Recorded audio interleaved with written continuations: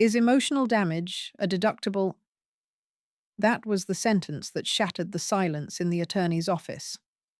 My daughter-in-law, clad in a sleek cream blazer with sunglasses perched atop her head, as if this were some red carpet event, leaned forward, tapped her freshly manicured nails on the polished mahogany table, and asked the question with a smirk that could have sliced through granite. There were 12 people in that room. 12.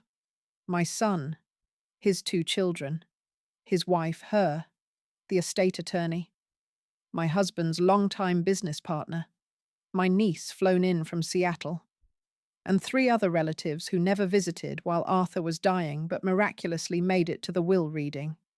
And then there was me, the widow, the woman who had stood beside Arthur through 43 years of life-love setbacks and soul-wrenching recovery. I had worn black, not just for mourning, but because I still believed dignity was armor. But nothing could have prepared me for what happened in that room. The will was being read in Arthur's study, his favorite place in the world, filled with antique golf trophies, leather-bound law journals, and the scent of tobacco he never quite gave up. We were all seated in a half-circle around the attorney, Mr. Kendrick, who had paused after reading the clause that stated, "To my beloved wife Eleanor, I leave our home, the contents therein, and a monthly trust." That was when she interrupted. My daughter-in-law, Jessica. Sorry, just one question, she said, raising a single finger like a teacher's pet, desperate for extra credit. Is emotional damage a deductible? Because if so, I think I've got a solid claim. Then she laughed, alone. My granddaughter looked down at her lap. My son didn't even blink. Mr. Kendrick adjusted his glasses and cleared his throat, pretending not to have heard the insult woven into her so-called joke. But I heard it. Every word. And in that moment, I realized I was no longer seen as Arthur's wife. I was a liability in their eyes, a sentimental inconvenience that had outlived her welcome. If you've ever witnessed someone being dismissed, not just from a room, but from their own family's legacy stay until the end of this story, and if you know what it's like to feel invisible in your own bloodline, I want you to comment below. Tell me where you're watching from. Has something like this happened in your community too? And hit that subscribe button if you believe stories like this deserve justice, exposure, and voice. I had raised the boy sitting beside that woman. I had taught him how to tie his tie before his first interview. I had watched him cry when Arthur got sick. I had held his son when he was just 7 minutes old. And yet here I was, being laughed at, like some outdated relic they didn't know where to store. The reading went on, but I don't remember much of it. My ears were buzzing. My hands had gone cold. I could feel Arthur's absence like a scream under my skin. At one point, Jessica leaned over to whisper something to my son. I didn't catch the words. I didn't need to. The flicker of satisfaction on her lips told me everything. The attorney handed out copies of the documents. Mine came in a manila envelope. Hers. A leather-bound folio she'd brought herself, customized with tabs and post-it notes, as if this were a corporate boardroom and she was the heir to a Fortune 500 company. When we left the room, she said loud enough for everyone to hear, "Can someone open a window? The room still smells like the past." They laughed. My niece gave a tight smile. No one said anything to me. No one looked me in the eye. We all walked out of that room together, but I was walking out alone. Not just from the reading, but from the version of my life I thought still existed. Back at home, I wandered into Arthur's den. The books were still on the shelves, his slippers still by the hearth. But something was gone. Not just him. My role, my title, my standing. The next morning, I went to the kitchen to pour my coffee and found the pantry reorganized. Items I always bought Arthur's tea, my morning oats gone.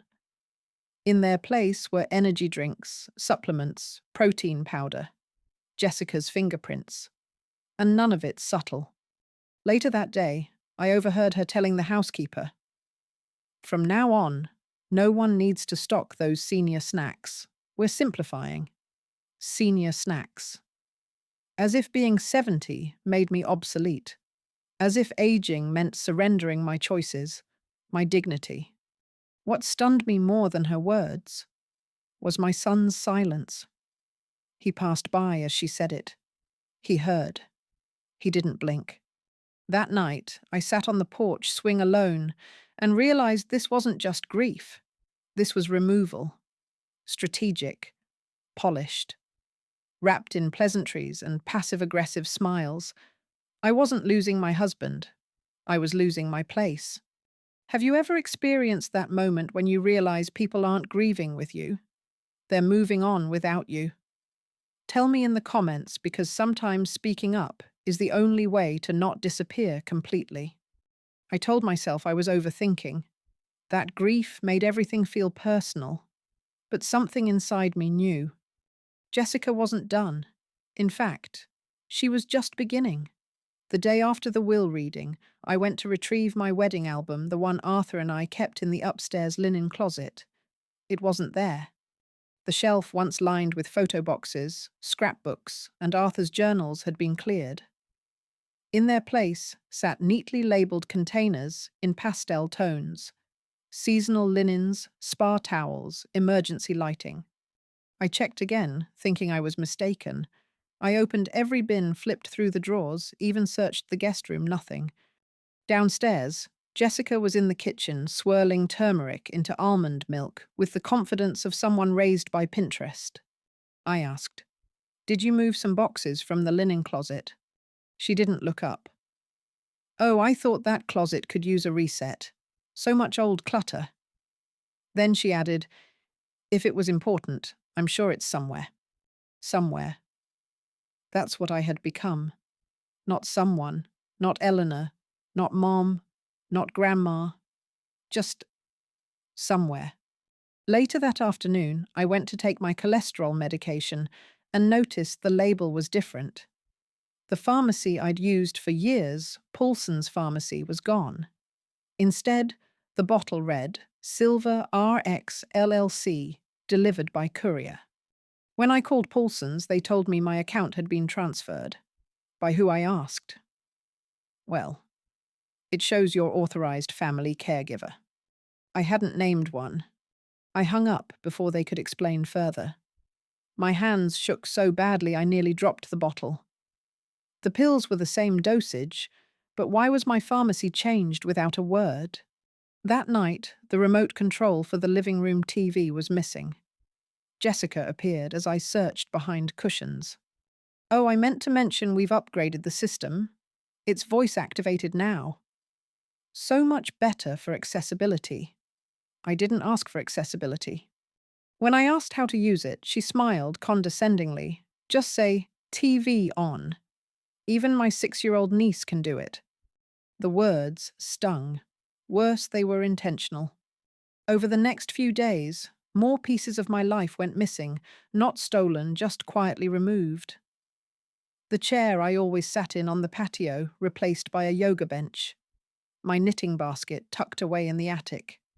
My reading lamp in the bedroom swapped for a Himalayan salt lamp.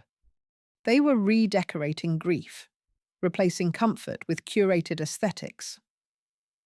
One afternoon, I overheard her on a video call with someone, I think a designer, saying, "We're phasing out the old, gently. The energy's just stuck." She was talking about me. I was the energy. Every time I'd try to join a conversation with my son or grandchildren, I felt like I was interrupting. They weren't rude, just distracted. Glazed smiles, shifts in body language, hugs that ended too soon. I attempted to bake my grandson's favorite lemon cake. I used the same recipe I'd used since his 2nd birthday. When I brought it to the table, Jessica smiled politely. "Oh, we're trying to cut processed sugar, but thank you." She pushed the cake to the side untouched. My grandson didn't even reach for a piece. I watched as she handed him a chia seed brownie and said, "This one doesn't make Nana feel sick afterward, right?" He nodded, and I understood then. Even my love was being rewritten. That evening, I took a walk around the neighborhood to clear my head. My neighbors waved like they always did. One asked if I was still leading the book club. I told her I hadn't been invited in months. Back home, I tried to use the landline. It had been disconnected. Jessica said they were switching to mobile only to simplify billing. Everything was being simplified, efficient, streamlined, sterilized of me. The following week, I tried to pick up my granddaughter from school. I had always been her emergency contact. But the front desk staff told me I was no longer listed. It says, mother only. Sorry. When I confronted Jessica, she said, "You've got enough to handle, Eleanor. No need to overextend yourself. Have you ever watched your responsibilities vanish one by one while everyone calls it helping? Do you believe that control sometimes wears a smile instead of a shout? Leave your thoughts in the comments. I want to know how others have handled this quiet kind of erasure." I stopped attending family dinners. It wasn't a conscious decision, it just happened. The table had been rearranged. My chair was moved.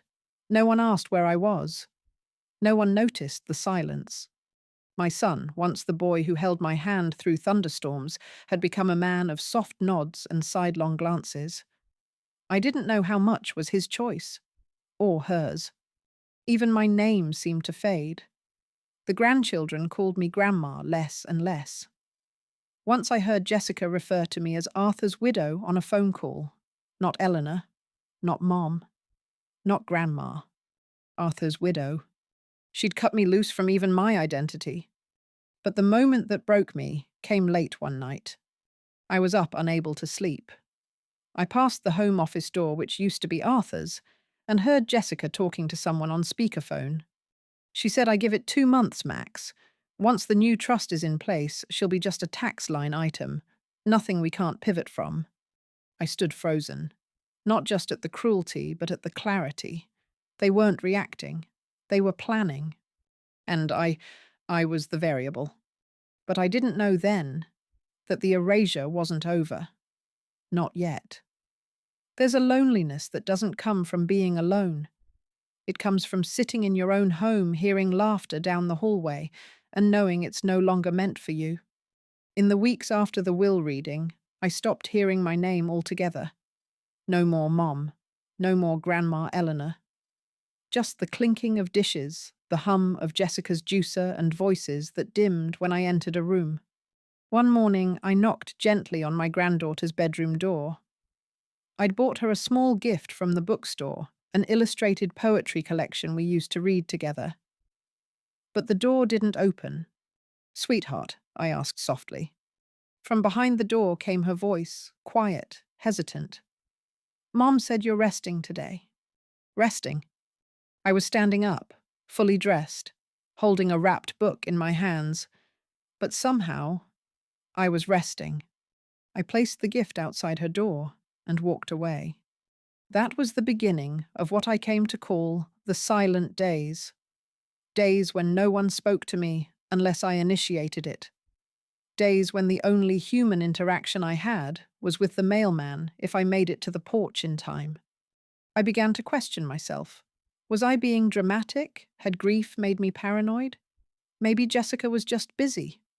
Maybe my son was overwhelmed. But deep down I knew. Something was shifting. And it wasn't just me. The calendar I'd kept on the kitchen wall, filled with birthdays, recitals, dental appointments, was gone. In its place, a sleek digital screen showing the family schedule. And I wasn't on it. Doctor's appointments I never knew about. School events I was never told. Grocery deliveries I hadn't ordered. My routines were no longer mine. I attempted to call my sister one afternoon just to talk, to feel connected. But my phone was gone.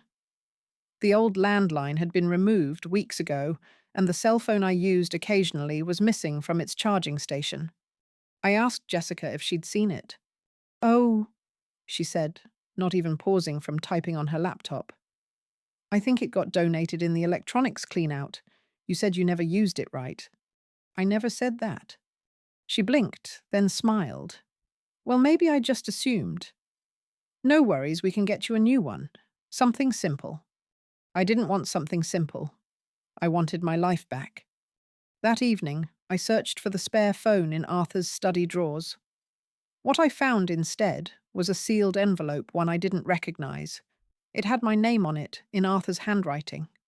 Inside was a handwritten letter. His last letter to me dated just 2 days before he passed. Ellie. If you're reading this, it means I didn't get to say everything I wanted. Don't let anyone rewrite the life we built. You matter. Not just to me, but to this family, even if they forget. Hold your ground, my love. Yours forever, Arthur. I clutched that letter like a lifeline. It reminded me that I wasn't crazy, that I wasn't invisible, that someone had once seen me completely. But in the days that followed, even that truth was challenged. I'd wake up to find things moved, my clothes folded differently, my drawers reorganized, my teacups replaced with mugs that read, "Gratitude is the new power." One afternoon, I poured myself tea and overheard Jessica on a call in the next room. She still thinks she sets her own schedule. She laughed. It's cute. Cute. I had become a performance, a shadow of myself, and what hurt most was that no one seemed to miss me. My friends stopped calling. When I ran into Marlene at the pharmacy, she said, "Oh, I thought you'd moved out. We hadn't seen you at church in weeks." Moved out. Jessica had apparently told the ladies' group that I was taking time away. I wasn't away. I was here, just removed. One day, I decided to walk to the local library just to be around people. When I came back, Jessica looked annoyed. "Next time, let me know.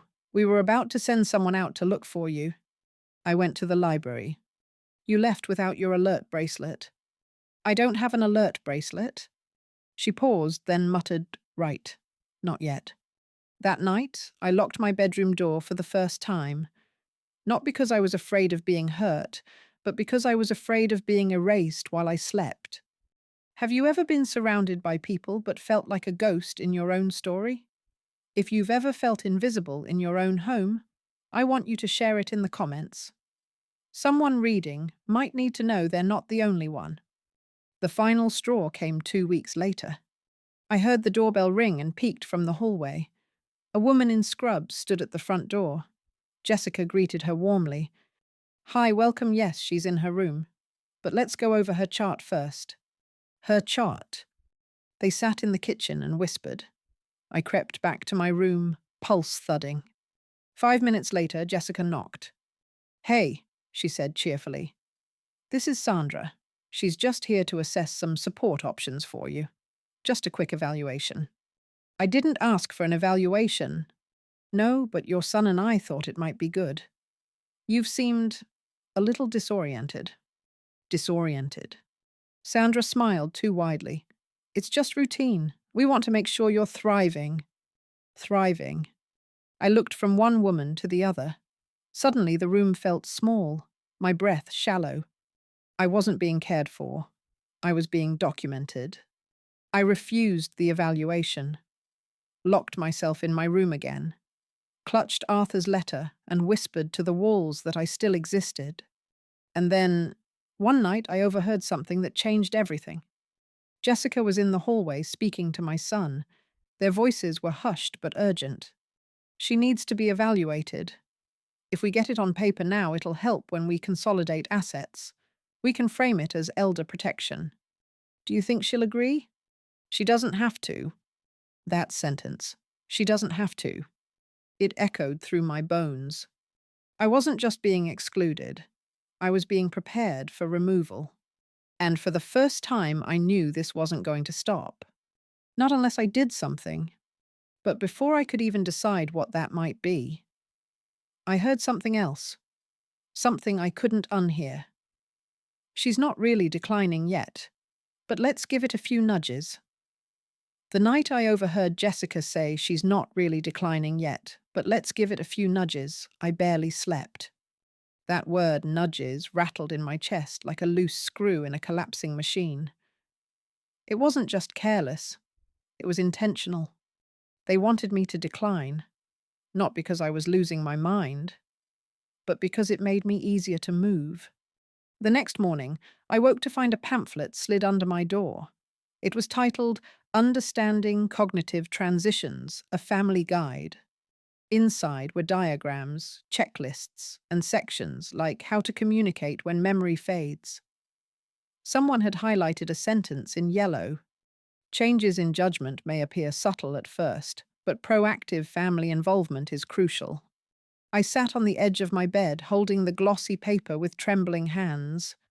It felt like a death certificate in progress, just missing a signature. Still, I told myself not to panic. Maybe it had been a mistake. Maybe Jessica had ordered materials for someone else. Maybe my son didn't know. But then came the envelope. It arrived by courier, a thick, official-looking packet from something called Suncrest Family Wellness Initiative. Inside, an appointment slip for a cognitive assessment at a private clinic, a consent form with my name already filled in, a letter addressed to the responsible party, and finally, a post-it note in Jessica's handwriting. Just sign here before Wednesday. Dr. Lexman is amazing. She'll make this super easy. I never made the appointment, but someone else did. That Wednesday, as I was coming down the stairs, I heard my name called. Two women stood in the foyer, one wearing a name badge, the other holding a clipboard. Mrs. Fairfax, I'm Dr. Lexman. We're here for your evaluation. My feet stopped mid-stare. Jessica appeared behind them with a smile so wide it looked rehearsed. Surprise. We thought bringing the doctor here would be less stressful. I looked at my son. He was leaning against the hallway wall, arms crossed, eyes averted. I didn't agree to this, I said quietly. Jessica chuckled. You don't have to. It's observational, totally non-invasive. Dr. Lexman took a step forward. Just a few memory games and short questions, ma'am. No. I gripped the banister. You're not assessing me in my own home like I'm a piece of furniture. Jessica's tone shifted. Eleanor, don't make this harder than it needs to be. Harder than what? Being reduced to a case file. Being examined in the house. I shared with Arthur for 4 decades, being diagnosed out of existence. I walked past them without another word, locked myself in the bathroom, ran cold water over my wrists, and cried. Not because I feared I was losing my mind, but because I feared they were trying to take it from me. That night, I found myself digging through old boxes in the attic, searching for something that proved I still had control over my life. Buried under a pile of receipts and birthday cards, I found an old flash drive. Arthur used to back up all our household documents on it. I plugged it into my laptop, inside folders. Medical power of attorney, trusts and estate, letters. Most were labeled clearly last updated years ago, but one folder caught my eye. J. Fairfax, alt version .docx. I opened it. It was a draft of Arthur's will, one I'd never seen. In it, the language around the house, the trust, and my care was much more specific. My wife shall retain exclusive residence and decision-making authority unless medically declared incapacitated by 2 independent evaluations. That clause wasn't in the final version. Why not? I opened more files. Found notes Arthur had typed months before he passed. In one document titled Concerns, he'd written, Jessica has asked multiple times what happens if Mom loses it. Keeps pushing for control over household documents. Doesn't feel right. I leaned back in the chair, cold sweat running down my neck. He saw it coming. Arthur, my quiet, cautious husband, had known. And he'd tried to warn me. Have you ever found something years too late that proves you weren't crazy? If you've ever been gaslit by your own family or made to question your sanity for their convenience, share your experience in the comments. Your story might help someone trust themselves again. The next morning, I called the only person I could trust, Carmen. She was our old housekeeper, retired now, living 2 towns over. I hadn't spoken to her in months. Eleanor, she said, surprised. I need your help. Not with cleaning, with memory. Carmen came over that afternoon. When I told her what had happened, the pamphlet, the at-home evaluation, the flash drive, she grew quiet. Then she said something that turned my stomach.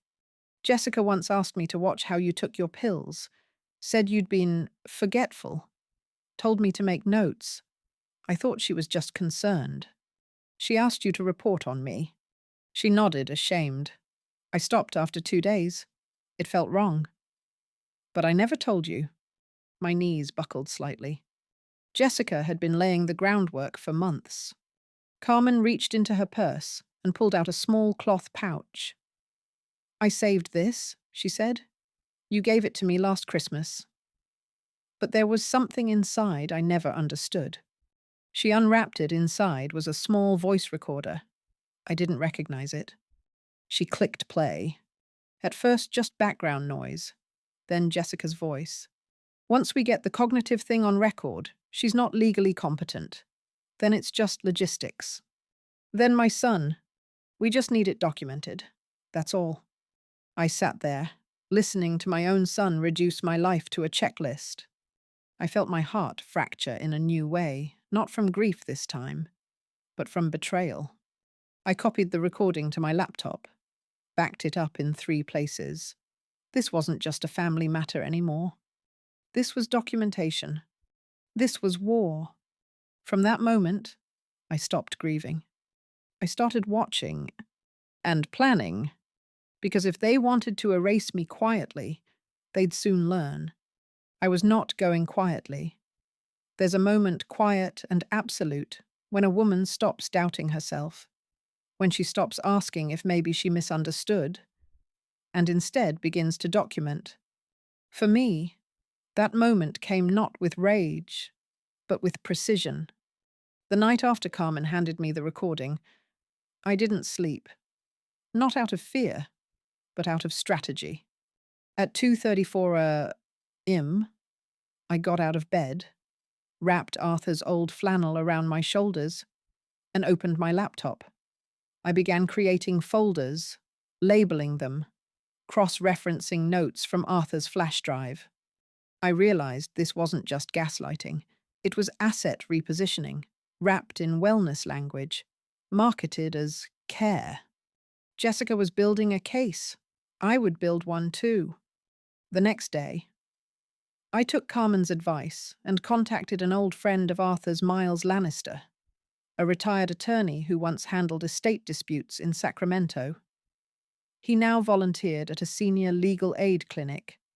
I didn't tell Jessica I was leaving the house. I didn't ask permission. Miles met me at a quiet diner off I-5. When I showed him the appointment slip, the draft will, and the voice recording, his demeanor shifted. This isn't accidental. Eleanor, he said, tapping the table. She's laying a paper trail to challenge your competency. Once that's on file, your housing rights, trust access, even your medical decisions can be shifted. Can she do that without a judge? She can try if no one challenges her. You showing up now changes everything. I handed him the flash drive and asked, "What do I need to gather?" His answer was blunt. Everything, dates, witnesses, voicemails, medical records, who picks up prescriptions, who orders what online, even what she's said in passing. Keep a record, build a picture. So I did. I installed a voice recorder app on my phone. Carmen helped me set up a motion-activated recorder in the hallway near the office. I began documenting every interaction. The way Jessica reworded my sentences to make me sound confused. The way she intercepted the mail. The way she paused and rephrased when she realized I was alert.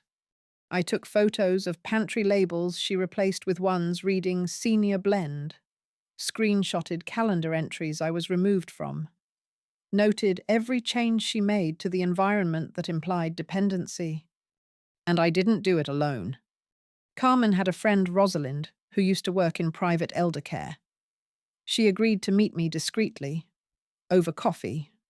She told me this wasn't new. She's using a method we see more and more now, Rosalind said. Passive replacement. make the elder feel peripheral, then present removal as compassion. I asked how to stop it. Exposure, she said, and timing. Have you ever been forced to choose between striking back immediately or waiting for the right moment to make it count? If someone tried to erase your life quietly, would you wait or expose them right away? Share your thoughts in the comments. Your insight could help someone else in a moment of hesitation. One afternoon, while Jessica was out, I searched the office where she kept her files. I wasn't snooping, I was defending. Tucked beneath a file labeled Medical Coordination, I found a folder marked Advanced Directives, Drafts. Inside, a form listing Jessica as my durable power of attorney, a draft declaration stating Eleanor Fairfax has exhibited inconsistent cognition and may benefit from guardian-based oversight, and a typed memo addressed to a doctor I'd never met requesting an informal written observation for future court readiness. The date on that memo, 2 weeks before the will reading. She had been preparing my decline before Arthur's will was even read. That night, I made a backup of every file and sent it to Miles with the subject line, "She's building a trap. I'm building a wall." Days passed. Jessica began to notice a shift in me. I spoke less, listened more, smiled at her small manipulations like I didn't see them. She mistook my silence for retreat. It wasn't. It was armor. One evening, during dinner, she asked if I wanted to sign some updated estate documents to streamline taxes. I smiled and said, "Let's review them together tomorrow. I'll bring tea." She didn't push, because she thought she'd already won. The next day, I received an unexpected envelope in the mail addressed to Arthur's name. It was a letter from our old financial advisor in Palo Alto, apparently unaware of his passing. Inside was a quarterly statement. At the bottom was a note. "Noticed a transfer request last week. Seems unusual given your typical patterns, wanted to double-check." I hadn't requested anything. Arthur was gone. I contacted the advisor. He confirmed that a transfer of $75,000 had been initiated, signed not by Arthur, of course, but with a digital authorization code tied to a shared device. Jessica's iPad was synced to the home network. I remembered it had access to Arthur's email. This wasn't just manipulation. This was misappropriation. I printed the transaction form, added it to my folder, labeled it Unauthorized Movement. Phase 1. That night, I confronted my son quietly, privately in the backyard. "Do you know about the transfer?" I asked. He looked confused, or pretended to. "Jessica handles most of that now. She said it was for long-term planning. Arthur never approved that." He hesitated. She showed me an email. From his account. Yes, I looked at him for a long time. "Ethan," I said softly, "do you still see me?" He blinked. "Of course I do." But his voice cracked slightly. I realized in that moment he was either in denial or complicit, and I didn't have time to figure out which. That week, I gave Miles everything. The unauthorized transfer, the medical draft, the recordings, even the conversation in the backyard. He said only one word when I finished. Leverage. That's what I now had. But leverage isn't power until it's used. I was almost ready. One more piece. And then Jessica acted. Too soon. Too boldly. 3 days later, I went to take my evening medication. The pills were the wrong color. I opened the bottle, checked the label. It had my name. But the medication wasn't mine. Not even close. And tucked inside the cabinet was a second bottle mine. Pushed to the back. Unopened. Had she... No, she wouldn't. Or would she? Because if she was willing to fake a document, if she was willing to use Arthur's account, if she was willing to stage an evaluation, what else was she willing to do? I wasn't born cruel. That's what people like to think. That cruelty is some fixed thing you're either born with or not. But it's slower than that, quieter. It grows in the places no one checks. When I was 8, my mother locked herself in her room for 2 days after my father left. She didn't come out to feed me. She didn't answer when I knocked. On the second day, I called my aunt, and when she finally came, she said, "Well, maybe next time don't talk back to your mother." I remember sitting on the back porch that night, hungry, shaking, and learning. For the first time, what being inconvenient felt like. I learned quickly if you want to stay, you don't take up space. If you want to be loved, you're better off being useful. By 14, I could cook full dinners, sort tax papers, and forge my mother's signature for school forms. I learned to handle situations before they happened, because no one was coming to save me. Not once. So I became the one who saved us both. And eventually, just me. I met Ethan in college. He had this calmness that unnerved me at first, like he didn't expect the world to burn down the next morning. I remember thinking he must have grown up in a house where the floorboards didn't creak like threats, where someone taught him that love could be gentle. Then I met his mother. Eleanor? At first I was fascinated. She carried herself like a woman who didn't have to ask permission to be heard. She dressed in soft knits and brooches and smelled like almond soap. She made tea like it was a ceremony. Ethan adored her. His father Arthur did too. She had weight in the room, not loudness, but gravity, and I hated how much I wanted to be like her. But admiration curdled into something else over time. Not because of what she did, but because of what she represented, a life where people believed in you simply because you existed. That was never my life, and it wasn't going to be my children's. After Ethan and I married, I tried to fit in. I played the role, but I always felt one step away from being replaced. Eleanor never said anything cruel, but she never needed to. Her smiles came with expectations. Her suggestions were commands in velvet. The first time I tried to host Thanksgiving, she showed up with a fully cooked turkey and said, "Just in case you were overwhelmed." Overwhelmed. I built a schedule board, labeled bins, and kept everything in its place, not because I needed control, but because I needed to prove I belonged. Every time she'd sigh quietly during dinner, or adjust the curtains I'd chosen, I heard the message underneath, "You're temporary." Then Arthur got sick, and the power dynamics shifted. Eleanor spiraled. She wanted to handle everything. Doctors, legal papers, hospice care. She didn't trust me with any of it. I'd been in the family for nearly a decade, and I was still her son's wife, not her daughter. That's when I started stepping in, not to hurt her, but to protect us. Someone had to keep things together. I told Ethan we needed to centralize decisions. "You're an only child," I said. "If she falls apart, it's on us." When Arthur died, I thought, maybe this would be the moment we came together. That grief would make us family for real. But at the will reading, the language was clear. Eleanor's name, Eleanor's trust, Eleanor's house. Still not ours. And that's when something cracked. I remember asking the question, half jokingly, "Is emotional damage deductible?" I said it to lighten the mood. I knew it would sting her a little, but I also knew it would make everyone else laugh. Because that's how control works, one joke at a time.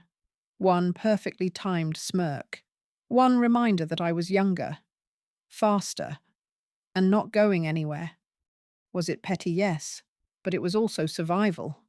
In the days after, I watched her drift through the house like a relic, a ghost in a cardigan. And I thought, this can't go on. My children were watching. I needed to show them that legacy wasn't a right, it was earned. So I started small. I rearranged the kitchen. I changed her pharmacy because if I managed the household, I should manage all of it. I told Ethan we should look into cognitive assessments, not because I wanted to declare her incompetent, but because I needed documentation in case something went wrong. I didn't want to scramble later, like I had with my own mother. But it escalated quickly. She resisted. She noticed things she wasn't supposed to notice. And then came the flash drive. I didn't know she still had one of Arthur's backups. I thought I'd cleaned up everything. When I realized she might know about the clause about the alternate version of the will, I panicked. That's when I made the appointment. I brought the assessment to her instead of making her go to the clinic. I thought it would feel softer, easier. Ethan said, "Are you sure we should do this now?" But I told him, if we don't take control now, we'll lose our chance. Have you ever tried to justify your actions to yourself until you barely recognize them anymore? If you've ever crossed a line in the name of protection, only to realize you were protecting your fear, not your family comment below. I'm not the only one who needs to hear that answer. By the time she started locking her door, I knew the tide was turning. She wasn't fading, she was watching. I underestimated her. I thought the quiet meant surrender. It didn't. And when the letter from the financial advisor arrived when I realized she might have seen the transfer, I understood she wasn't just watching me. She was building something. Leverage, evidence, momentum. And I was losing ground. That's when I made the call. To the private facility. The one in Marin County. I told them I'd be bringing in a family member for early-stage observation. Voluntary. I said. But we'll need transport on standby. Because I wasn't going to lose. Not after everything I'd done to get here. Not after crawling out of the childhood I had, into a future I built with clean white walls and labeled closets. I had earned this house, this name, this legacy, and I would not watch it handed back to a woman who had her time and couldn't let go. So I made the final plan. Wait for the right moment. Frame it as a wellness retreat. Get Ethan to sign the consent. Deliver her quietly. One clean move. No mess. Because I wasn't going to wait for her to strike. I was going to end this. First, her plan would have worked if not for the hummingbird. It sounds absurd, I know, but that's how it happened. It was a Tuesday morning. The sky was grey, the kind that sits heavy over Northern California without quite raining. I'd stepped outside with my tea, escaping the walls of the house where everything, even silence, felt staged. I hadn't been out long when I noticed the feeder in the corner of the garden was missing its hook. I knelt to fix it. That's when I heard the voice. Eleanor. I turned and squinted through the lattice. It was Mrs. Bailey Marianne, our neighbour of over 20 years. She hadn't been by in months. I stood and tried to smooth my sweater. Marianne, I didn't know you still lived here. She laughed. But it was brittle. Barely. I spend more time in my sister's these days. But I've been meaning to stop by. I was going through some old voicemails and found something odd. She stepped closer, reaching into her coat. You remember when Arthur was in hospice, I tried calling a few times. I nodded. I remember. Jessica said it was too overwhelming for him. That's what I thought. Marianne said softly. But then I found this. It's a voicemail I never deleted. It was left on my answering machine 3 weeks before Arthur passed. I'd saved it by accident, thinking it was a pocket dial. I never thought much of it until I played it again this week. She handed me her phone. The screen displayed a saved audio file, unknown caller, March 3rd. Just listen, she said. I pressed play. There was static at first, a few muffled voices. Then, unmistakably, Jessica's voice clear, clipped, and calculated. We'll finalize the account move once she's distracted. Just keep the hospice calls to a minimum. She still thinks she's in charge. Another voice, unfamiliar, replied, Do you want me to flag anything for elder review? No. Nothing formal? Not yet. Let's not wake the bear. Let her think she's still the matriarch. The audio cut off. My hand trembled. She left that on your machine. Marianne nodded. By accident, I guess. But I never deleted it. I just forgot. Until I heard she's been updating your meds. I stood there, my pulse loud in my ears. This wasn't just a breadcrumb. It was confirmation. Jessica had been coordinating with someone else, someone in a professional capacity. She wasn't just planning quietly. She was building alliances, whispering into corridors I hadn't yet walked down. And now, thanks to Marianne, I had a doorway into one. I sent the recording to Miles immediately. He called within the hour. This is gold, he said. It puts intent on record, no longer just speculation. Intent. I repeated the word in my head, over and over. It meant this wasn't misunderstanding. It wasn't miscommunication. It was strategy. That same day, Miles had one of his former clerks do a soft search through licensed elder service coordinators in the county. Within 24 hours, we had a name, Laurie Greaves, listed as an aging services liaison with a private home health agency. And there it was. Jessica had used Laurie for wellness assessments. But what they really exchanged were pretexts, all off record, all technically legal until now. We traced 3 separate routine visits to our home, none of which I remembered consenting to, all of which were logged as requested by family caregiver. Jessica, that night, I confronted my son not with anger, but with precision. I know about the liaison, I said quietly, sitting across from him on the patio. He looked startled. What liaison? Laurie Greaves. He said nothing. I continued. I also know about the voicemail she left on Marianne's machine. He blinked. Once. Slowly. Then looked down at his hands. She told me it was to help you, that you were struggling. And you believed her. I wanted to, he admitted. It was easier than questioning everything. It wasn't enough, but it was a crack, one I could work with. Because the voicemail wasn't all. Marianne, bless her, had also kept emails, printed them. She'd once helped Jessica organize a fundraiser for the school and had been CC'd on correspondence, one of which mentioned preparing legal posture in case the matriarch resists. The term matriarch wasn't casual. It was coded, a way to depersonalize me. We now had enough to prove manipulation, misrepresentation of medical oversight, and a pattern of calculated marginalization. And more importantly, we had someone on our side. Marianne agreed to write a witness statement. When I thanked her, she said simply, You deserved better than silence. Sometimes. It's not your family who reminds you who you are. It's someone across the fence who sees you fully even when your own blood pretends not to.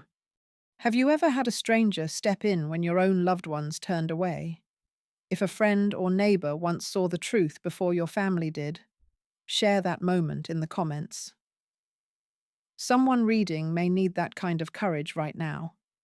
With Marianne's help and Miles's strategy, I began preparing for something I once thought I'd never have again, a voice. Not whispered, not cautious, but loud, clear, undeniable. I gathered the documents, organized the timeline, made 3 copies of every recording, and for the first time in months, I slept. The next morning, I woke to a folded note on my bedroom door, in Jessica's handwriting. Let's talk. One last time. Just us. I stared at the paper, heart thudding. Not Ethan, not the kids, just us. That meant she knew. She felt the shift. She knew I wasn't alone anymore, and she was trying to get ahead of it. But it was too late. Because now, it was my turn. I chose Sunday dinner. The table had always been her stage, Jessica's. Every week. She plated food like it belonged in a magazine, stacked sweet potatoes in ramekins, fennel-sprigged water pitchers, folded linen napkins with tiny ceramic bird clips. A performance, choreographed to perfection. But this Sunday, I was the one who set the table. I asked the housekeeper to take the evening off. I laid out Arthur's old navy blue runner, the one she'd packed away after the funeral because it darkened the mood. I cooked. Real food. Not her gluten-free, flavorless performances. Roast chicken, warm cornbread, green beans with butter and almonds, peach cobbler from Arthur's recipe. When the family sat down, no one said a word at first, not because the food was bad, because they could feel something. The air was different, thicker. Jessica raised an eyebrow. "What's the occasion?" "Just a dinner," I said, smiling. "A thank you." Ethan looked uneasy. The kids were wide-eyed, caught between instinct and tension. I waited until halfway through the meal. I didn't rush. I wanted it to be slow, controlled. I wanted them to taste everything one last time before the truth changed how everything tasted. "I wanted to share something," I said, standing. "It won't take long." Jessica lowered her fork. "Now." "Yes." I reached into the drawer behind me and pulled out a small speaker. Clicked play. The room filled with Jessica's voice from the voicemail Marianne had saved. "We'll finalize the account move once she's distracted. Just keep the hospice calls to a minimum. She still thinks she's in charge. And then, let her think she's still the matriarch." The kids froze. Ethan went pale. "What is that?" Jessica said, voice tight. I turned to her. A voicemail. "You left it by accident on Marianne Bailey's machine 3 weeks before Arthur passed. She saved it. She gave it to me." Jessica tried to recover. "That could be anyone." "That's not. I have a forensic analyst verifying the voice match." I cut in. "But we both know whose voice that is." I handed Ethan a folder. "This contains medical coordination emails between Jessica and a private liaison named Laurie Greaves. 3 visits to this home, none of which I consented to. Each one logged under the term preliminary competency alignment." Jessica's face flushed. "You had no right." I raised my voice, not loud, but steady. "I had every right. I'm still legally competent. Jessica, I never gave up my power of attorney. Arthur never revoked it. And now that we've confirmed a transfer request from Arthur's email account after his death," I turned to Ethan. "The financial advisor in Palo Alto flagged it. That transfer wasn't legal, and if you knew about it—" "I didn't," Ethan whispered. His voice cracked. Jessica stood. "This is insane. She's manipulating you all." But no one stood with her. I looked at my granddaughter, who stared at her plate, my grandson, who blinked rapidly, my son, frozen in place, and I realized this wasn't just about me. This was about what she made them believe. "Jessica," I said softly, "you tried to reposition me as a liability. You staged wellness evaluations, replaced my medication, removed me from school records. You did all of that while calling it love. You're twisting this." "No. You twisted it the moment you decided you were the new matriarch." And then I pulled out the final piece. A notarized affidavit from Marianne stating the pattern of behavior, the voicemail, the school interactions, dated, signed, and witnessed. I slid it across the table. Jessica didn't touch it. Ethan leaned forward, reading. His hand went to his mouth. The silence was louder than any shouting match. Jessica looked around the table, expecting anyone to defend her. No one did. Have you ever been in a room when the truth detonates so loud, so raw, that no one dares to breathe?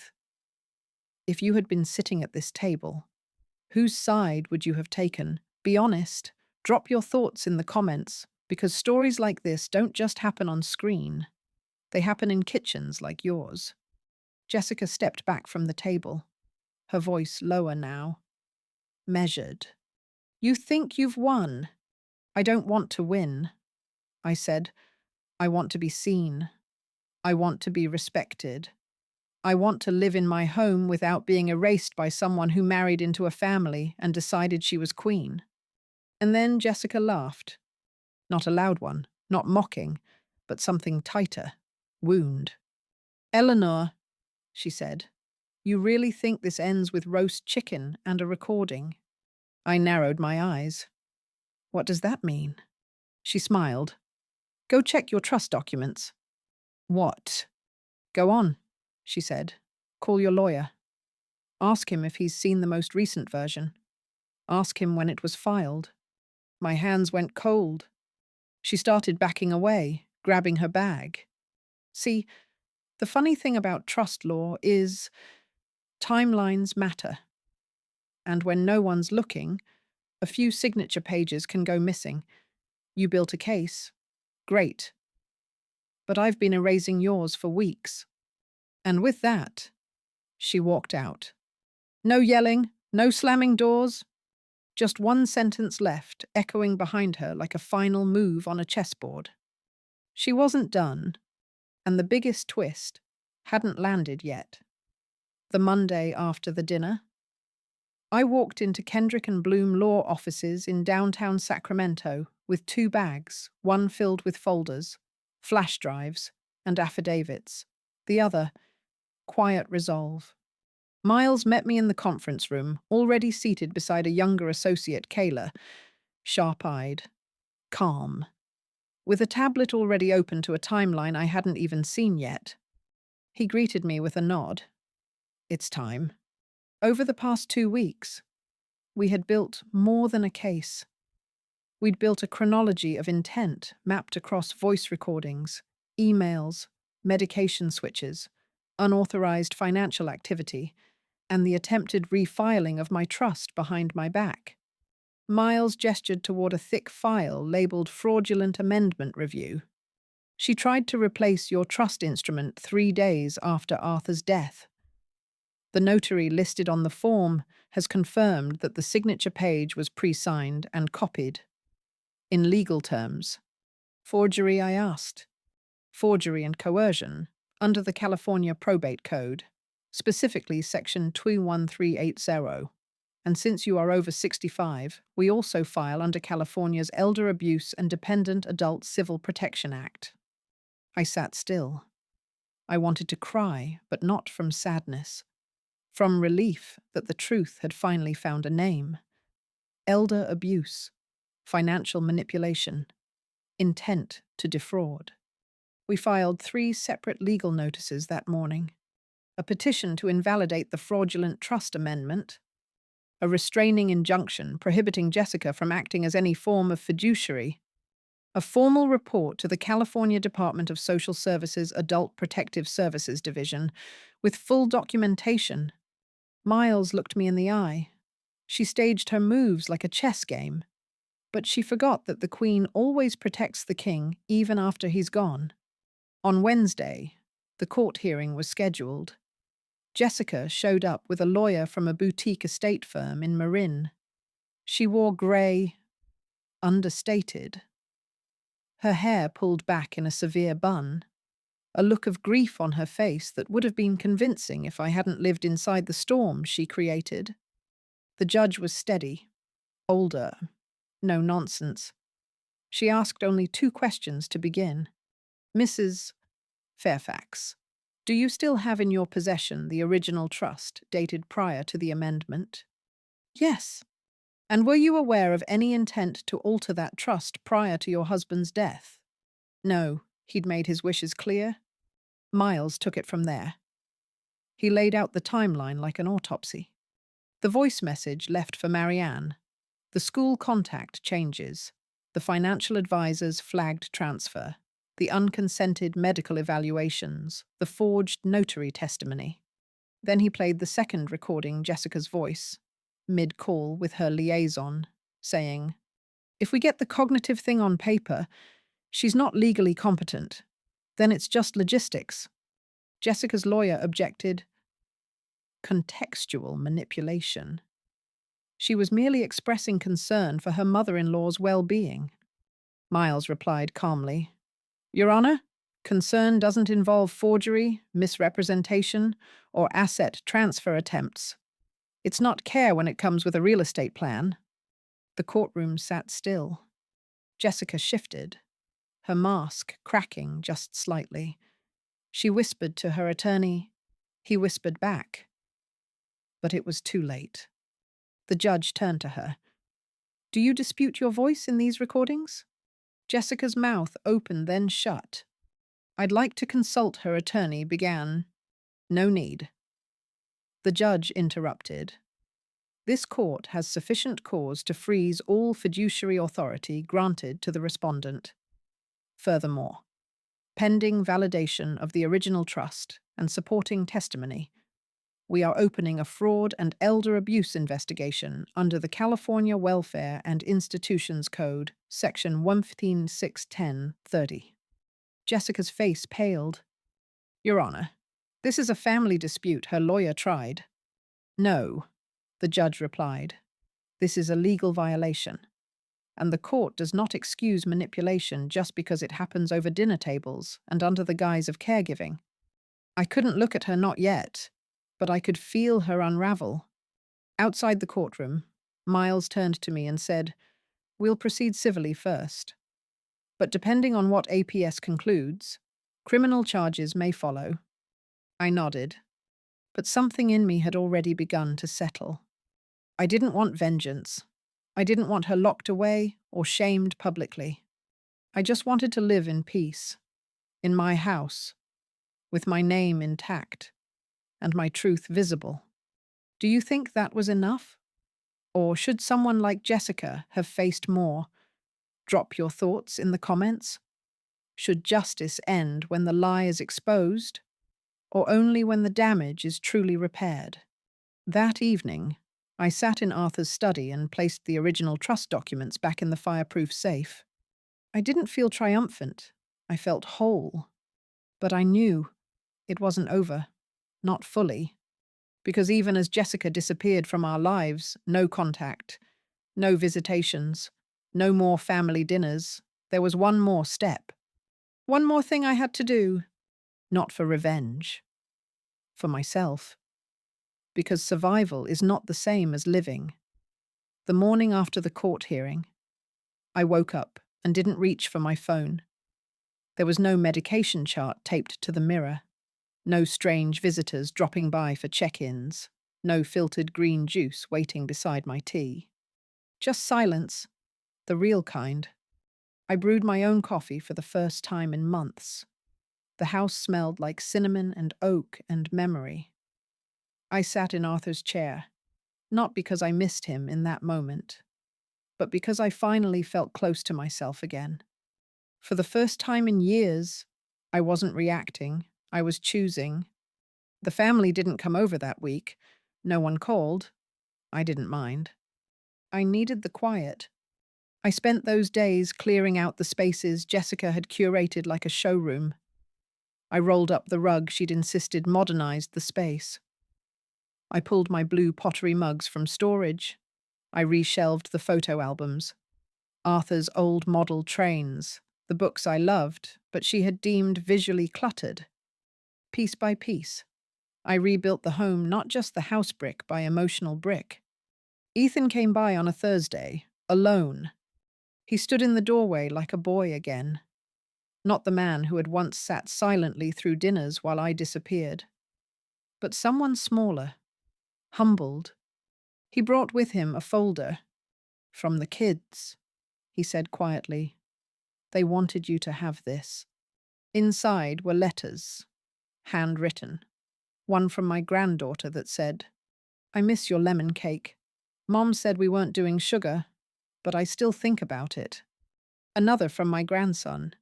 "I still remember when you showed me how to fold paper into birds. I keep one in my drawer." No apology, no grand speech, just memory. And that was enough. I told Ethan we'd talk more. Slowly. I needed him to understand that forgiveness wasn't a light switch. It was soil. It needed time, space, and watering from both sides. The next day, I made a decision. I called the local community center and asked about teaching a memoir writing class. 3 weeks later, I stood in front of a room full of women in their 50s, 60s, and 70s, some widowed, some divorced, some just searching, and I said, "Your story is your power, and no one, not family, not fear, not silence gets to rewrite you." They clapped. I cried. It was messy. It was beautiful. One afternoon, I passed a small storefront for lease near the old train station. Something about it pulled me in. Maybe it was the natural light, or maybe it was the way it didn't remind me of anything Jessica had ever approved of. 2 months later, it opened as still standing a quiet corner space for women to write, talk, remember, begin. My granddaughter visited. She helped paint the mural in the back, a vine of words twisting into blooms. My grandson stocked the bookshelf with used journals. Ethan came by during the soft opening and brought a small framed photo of Arthur and me. He placed it on the front desk, said nothing, but it was everything. Have you ever seen someone go from invisible to unshakable, not because they screamed, but because they simply refused to vanish? Tell me in the comments who is the strongest person you've ever watched. Rebuild themselves, share their name, their story. Let someone reading know that starting again isn't just possible, it's powerful. On my birthday, my 71st, I didn't wait for someone else to plan it. I sent invitations. I made the menu. I chose the playlist Billie Holiday, Eva Cassidy, and a little Aretha at the end for fire. When people arrived, they didn't ask where Jessica was. They didn't talk about the trial. They didn't whisper about the house. They hugged me, brought flowers. One even said, "You look like you own the air around you." And I did. Because I wasn't just surviving anymore. I wasn't the widow. I wasn't the matriarch. I wasn't the problem. I was Eleanor Fairfax, daughter, wife, mother, but most importantly, woman, whole, quietly fierce. And finally free.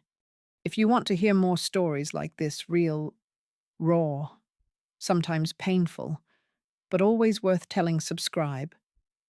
There are so many voices the world has tried to silence, and we're just getting started.